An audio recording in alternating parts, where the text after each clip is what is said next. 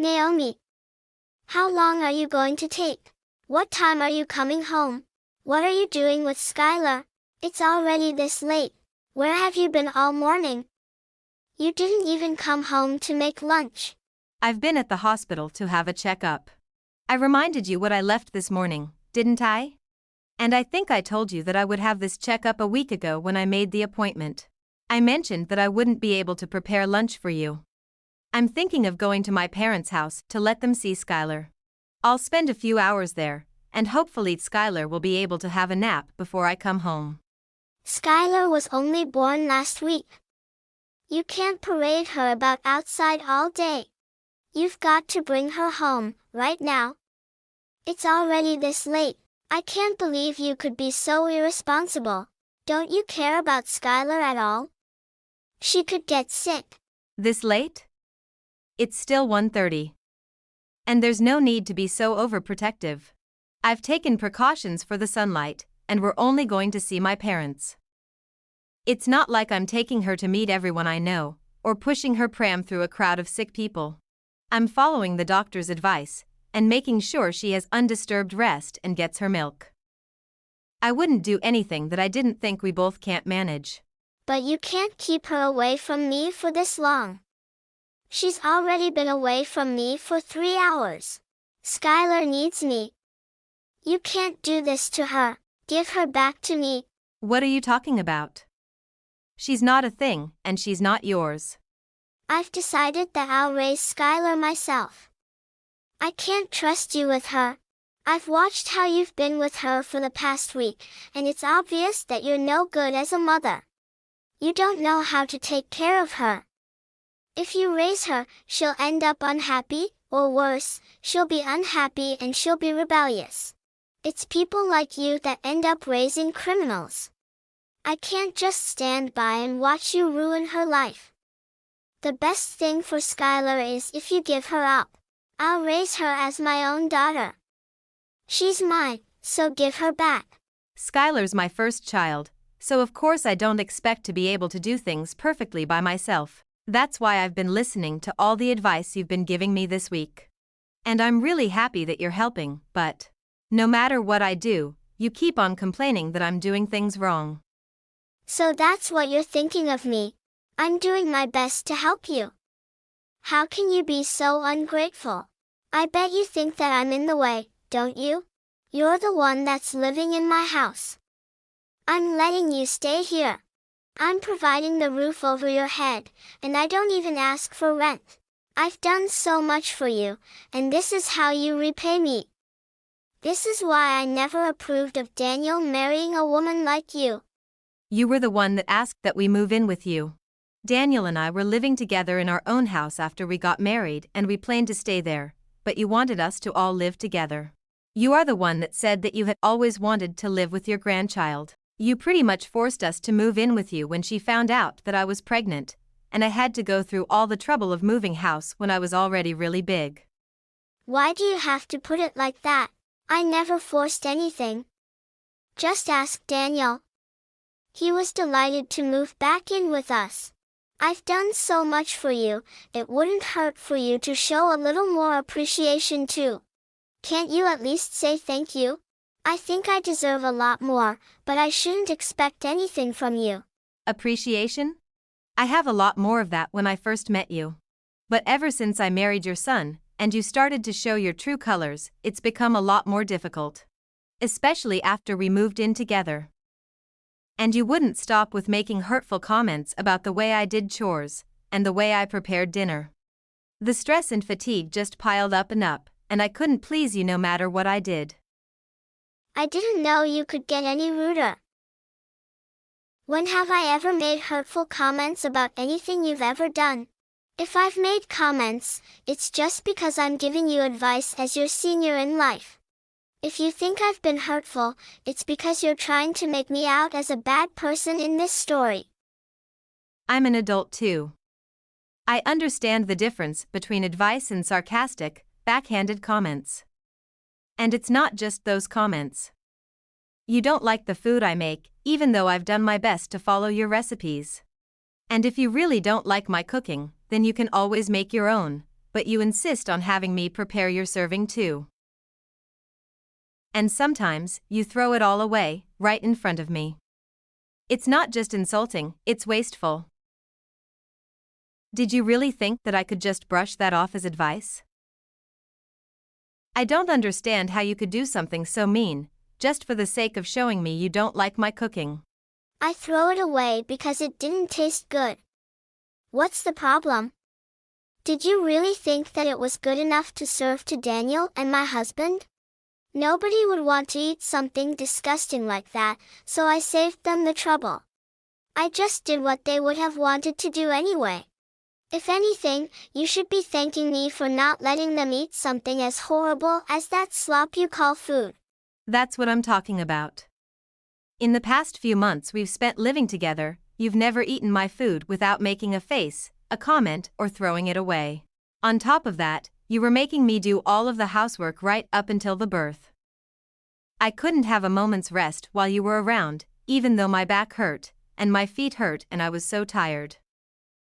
Even when my contractions started, and I was begging you to call for an ambulance because Daniel was out, you wouldn't call, and told me that I was overreacting. I couldn't even get to the phone myself. I thought I was going to have to give birth right where I was. It wasn't until Robert passed by my room, and noticed that my water had broken, that I was finally able to go to the hospital. I'm grateful for my father-in-law's care and consideration, but if you want me to be grateful for you, then you'll have to do something I can be grateful for first. You shouldn't expect everyone to do everything for you. You could have gone to the hospital by yourself. You're so spoiled. It shows that your parents must have been overly protective of you as a child. No wonder you're so disrespectful towards me. Did you really think that I could drive all the way to the hospital safely when I was getting contractions every 5 minutes? Even after I gave birth, you didn't say anything to me. You didn't ask me how I was doing. Not even a word about how well I had done. Even though I was in labor for 15 hours. I was too busy thinking about Skylar. What did you expect? My first and only priority was the baby. So what if you gave birth? It's nothing that special. I gave birth too, and you don't see me begging everyone for praise and compliments. I didn't expect you to compliment me. But I think anybody would be happy to hear something from family. Anything would have done. And I'd like to remind you that I was only discharged from the hospital a week ago. I've been waking up over and over in the middle of the night to feed Skylar. I haven't had any sleep at all this past week. I'm still trying to get used to a lot of new things, a lot of new emotions, and new sleep routine, and I'm literally all over the place. But you're still making me do all of the housework. I thought you said that it would be better for us all to live together because you'd be able to help out with the baby, but you haven't been doing anything. Even though Daniel and his dad say that I don't have to do anything, to rest when I can and not to push myself too hard. I have to do everything while they're at work because you won't do anything. You really are spoiled. You are the one that married my son, not the other way around. What's the point in having you here if you're not going to do the chores? You can't seriously think that you can spend your days just laying around doing nothing. You're being childish if you think that that's how things work just because you've moved in with us. I'm here to be with Skylar, not with you.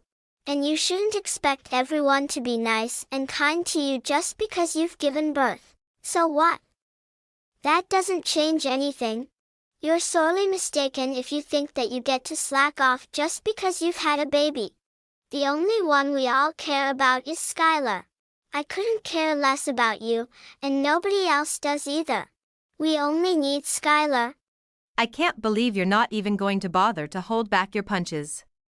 I take it you mean that there's no use for me at your house if I'm not going to do all of your housework for you. That's right. I'm glad you finally understand. We only need Skylar to make us happy. I don't need a rude, disrespectful, annoying daughter-in-law like you around the house if you're not even going to do what you're here for. Even if you did do the chores and prepare our food, you are so useless, I end up having to redo everything you do anyway. You're just wasting my time, and having you here is a waste of space too, so we don't need you here. So you think I'm rude and useless? All right. What, am I wrong? I don't think I said anything you couldn't understand. I made it quite clear.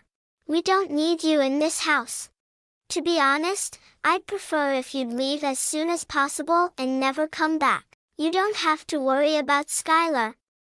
She'll be in good hands. We'll raise her without you. I think that's the best for her as well. She doesn't need a useless woman like you as her mother. I just want to check. If you want me to leave, then that means that you don't want to live with me, doesn't it?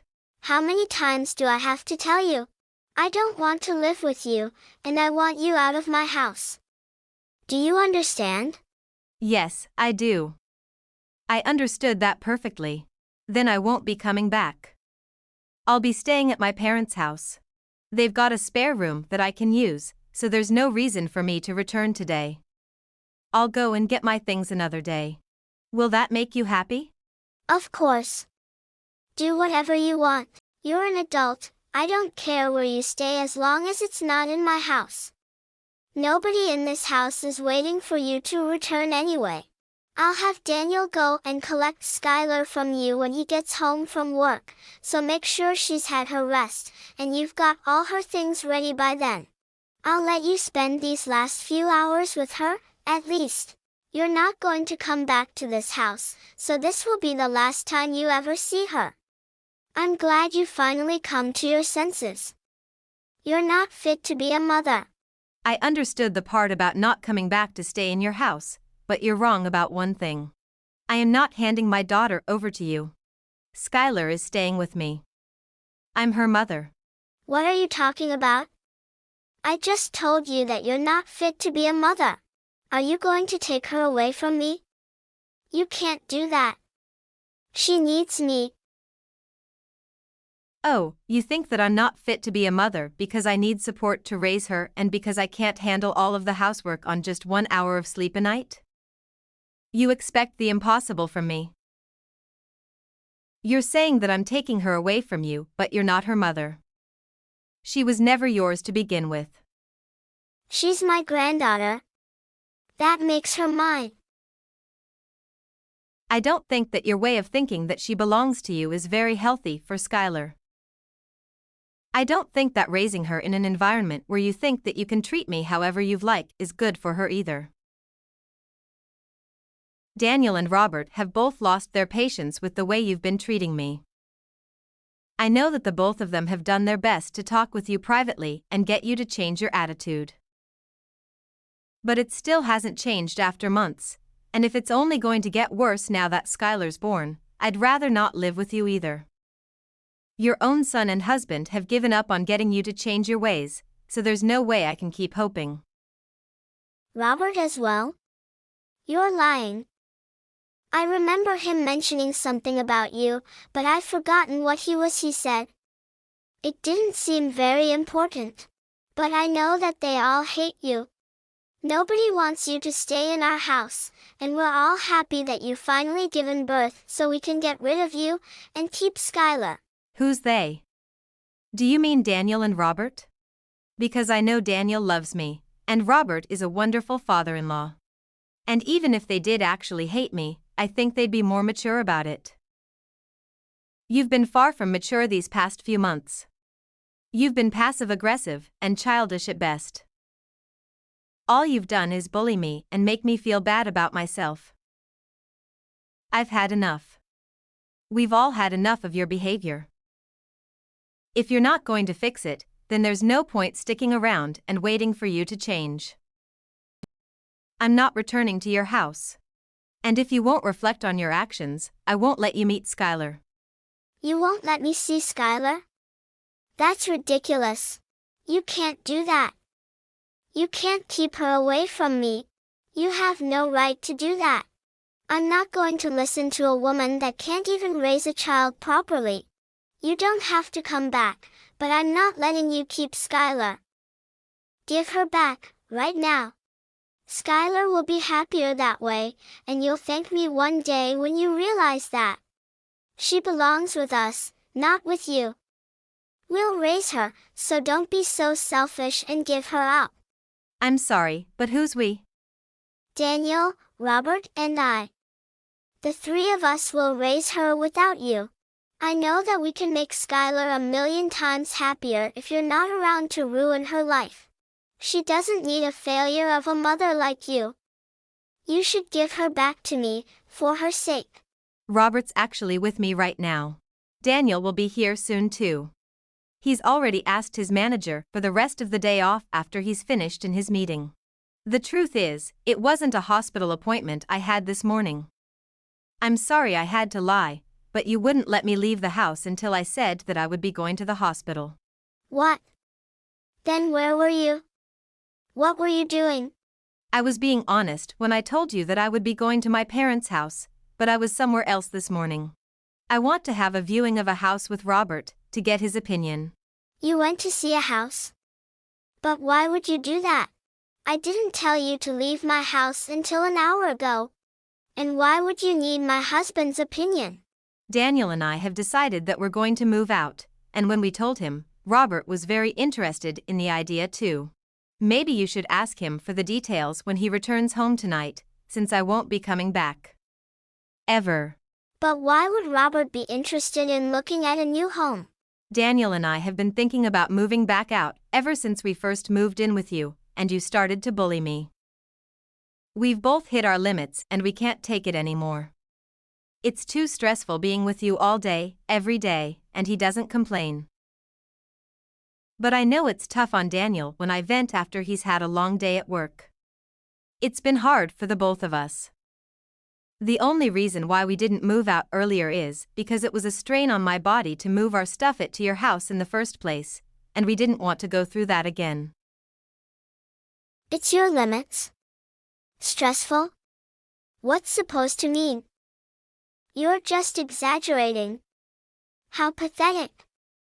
All I'm doing is showing you how to do things properly. Daniel's had enough of your behavior too. He can't stand the way you speak to me, and he knows that you've been throwing away the food I make as well. He knows about how you follow me around when I do the laundry and the washing up, nitpicking at every single thing. He promised me that we would make preparations so that we can move out as soon as the baby is born. And he kept that promise. He found a few places that were open for viewing. And cut the choices down to 2 places so I wouldn't have to go back and forth. When we spoke to Robert, he offered to pay half of the deposit, saying that he wanted to come with us. Excuse me? Robert wants to move out? Well, he was obviously including me when he said that. He meant that he wanted to move in with us, and move away from you. Apparently, he's had enough of your attitude as well.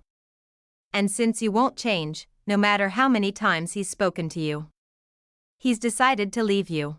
He's telling me that he left the divorce papers on the table in the living room. Have you seen them?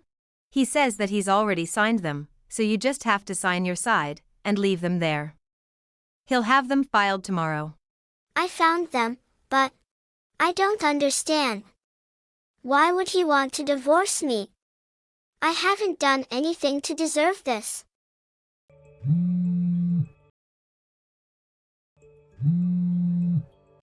Answer the phone. I want to speak to my husband. He's with you, isn't he? Let me talk to him. I can't trust a word you say. Why would I lie? Those papers have already been signed, haven't they? I wouldn't fake his signature just to trick you. Robert says that he'll talk to you when he gets home, but that he's already made his feelings clear in past conversations. You just haven't been listening to him properly. Anyway, we're busy getting our new home ready. Could you wait until later? I don't understand why Robert and Daniel have to move away too. I only said that you don't need to come home. What about me? What am I supposed to do? They can't leave me here by myself. Robert says that he'll give you that house in the divorce. He has no need for it if he's moving in with us. And he doesn't want you causing us trouble just because you can't find a new home for yourself. You're lucky he's being so generous. Daniel and I have no intention of living with you ever again, and of course, we're not going to give you our daughter. Robert's decided that he wants a divorce, and that he doesn't want to live with you anymore.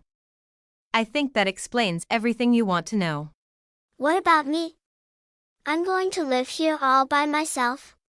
You're not making any sense. Why can't I come with you? Weren't you listening to what I said?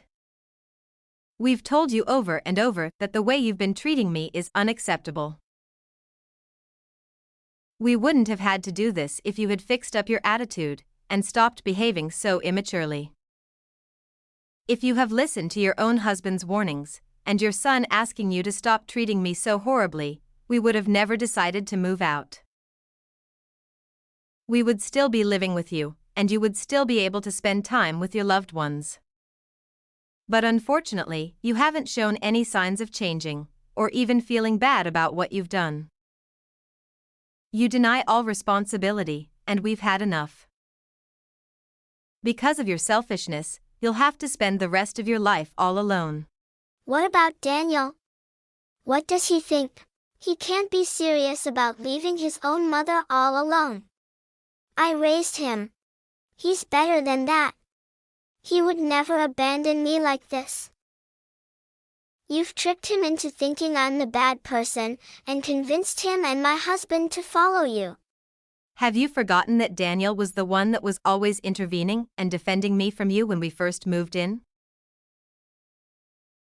He was doing his best to keep himself between you and I when he could, and making sure that I wasn't stuck with you alone when he was at home. But then he had to start a new project at work, and was coming home tired more often. And didn't even have the strength to argue back the things you were saying to me.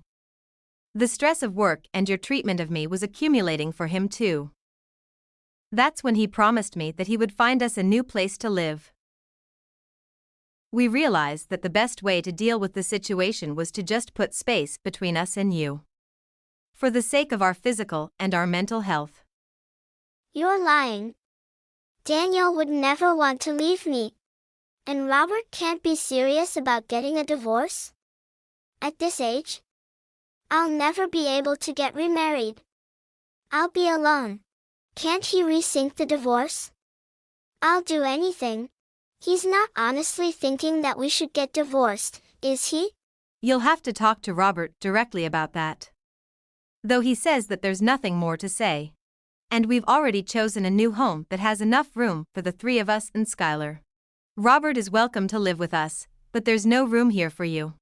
Moreover, Robert's actually put a lot of money into this house for us.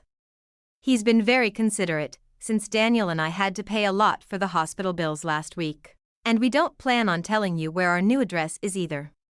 But I'll never be able to see Skylar ever again. Are you honestly going to separate us? I'm not going to let you see her.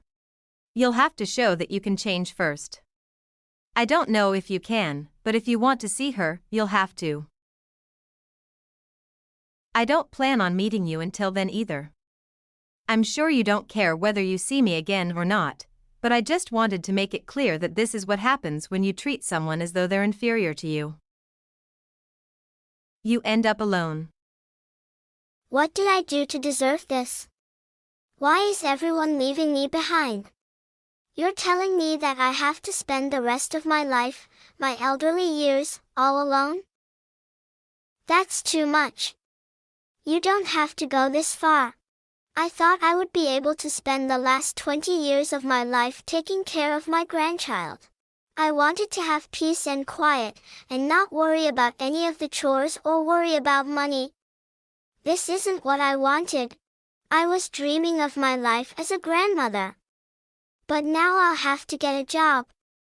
I have to do everything myself. I won't be able to see my family. That's not fair. Really? I guess you hope that I would be the one to take care of all the chores, and plan to live off your husband's savings and pension. All without lifting a finger yourself.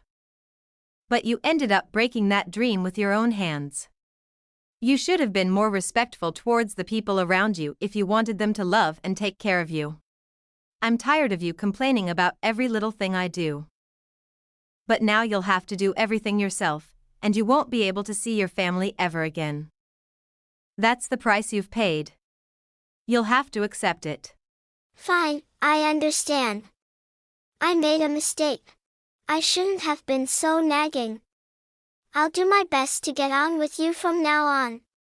I'll change the way I've been acting towards you. So please, don't move out. It's too late for that. We've already paid the deposit and signed the documents for the house. We won't change our minds about living away from you. And we'll be moving all of our things into the new place over the next few days. We're all going to live here, in peace, without you.